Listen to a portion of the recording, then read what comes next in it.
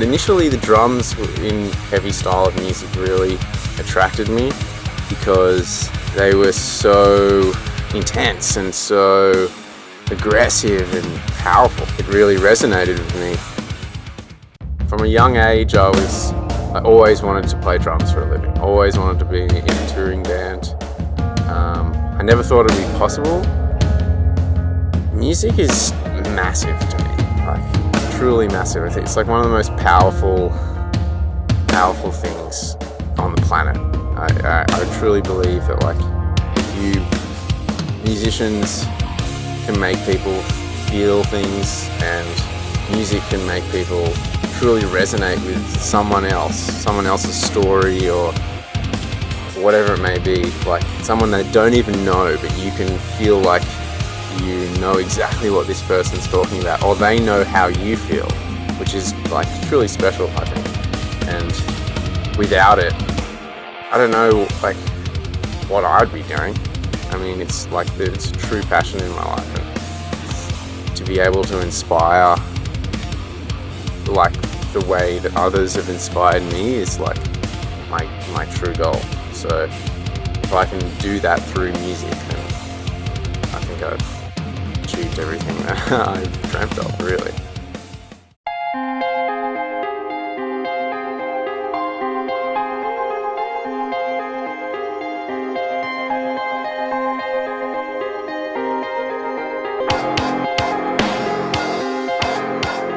I spend a lot of time making my drums sound good, tuning them to get them where they are. I know exactly how I want my drums to sound. I try and combine the different aspects, like the wood types, the types of heads.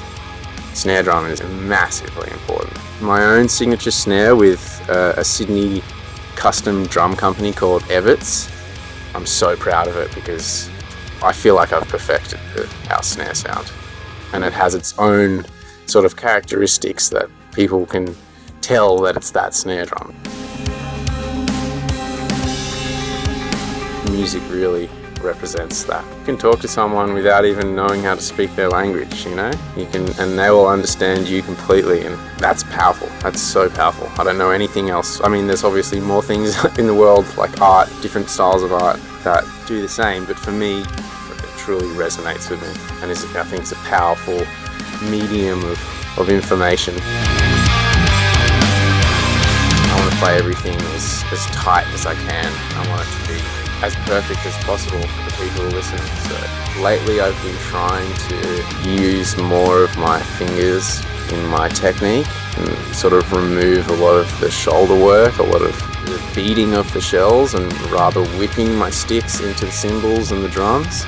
The drums feel easier to play, and yeah, it feels groovier. I feel like I can sit in the pocket a lot nicer. Northlane has very dedicated fans. Like, we have people who truly believe in the message of what Northlane stands for, which I think is unbelievably cool.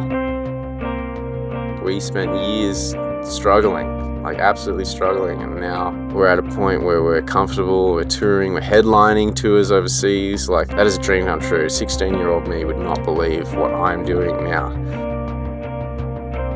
I'm not a perfect musician, and I don't think anyone is. I know there's a lot of musicians out there that will practice hours on end every day. When I was younger, I struggled with it. I didn't find it inspiring. I remembered when I was a kid, I didn't like sitting on a snare drum doing paradiddles. It didn't make sense to me. I didn't know why I should be doing that. I try and teach rudimental work as fun as it can be. And so you're not really thinking about the rudiment, you're thinking about the beat or the fill, but really you're doing a paradiddle, you know? And that's something that I wish I was taught, because it's a lot funner that way. It makes so much more sense when you use it in a practical way. I'm not that naturally talented at drums. I definitely have to grind to get where I want to go. Generally, like the ideal warm-up for me, I'll stretch. That's really important, I think, and just warming up and like jumping on the spot, almost like pretending to have a skipping rope, just to get the blood moving around the body. I'll stretch my fingers, my wrists, my arms, kind of have a routine of stretches that I do, and then I end up down at my legs. So yeah, I try and be as loose and warm as possible prior to going into the show. I've got like a stage costume, I guess, as well, that once I've got that on, I feel like a completely different thing. It's like I've got to play a character almost on stage. I feel like I'm more this character than I am myself. I like to be as clear-minded as possible when I'm on stage, because if thoughts are flowing through my head, then I end up making little mistakes here and there because I'm not truly like 100% in the moment. I'm not focusing on what I'm doing. So I'm listening to the other instruments going on. I'm trying to lock into other guys in the band in certain parts. So yeah, usually I'm focusing on whatever's happening at the time. Trying to be clear-headed is the best option for me. Drummer with groove is someone who knows their parts so well that it just comes out of them like they're not even thinking about it. They have the ability to sort of push the beat and sit behind the beat, and they know their parts and they're relaxed, and it's not something that comes easily, and it's not something you can like teach yourself. It's almost like a spiritual element to a drummer, and each drummer has their own groove, whether they know it or not. But to get there is a process of you just honing all your skills, and I don't think you even know you have groove. You know, it's something that someone else sees and they're like, damn, you got groove, dude. And you're like, oh, just playing. If I see people are really enjoying it and they're really into it, there's like a reciprocation of energy. If there's a big mosh pit, if there's people crowd surfing, if everyone's jumping with you in certain sections, then that's amazing. Like there's a vibe in the venue that you can't really describe, but everyone feels it. Their vibe is contagious almost, and then I'll step it up to whatever level they're going at. That's what I strive for. Those shows, they're the best kind of shows when everyone's on the same level, everyone's vibing. I enjoy that a lot.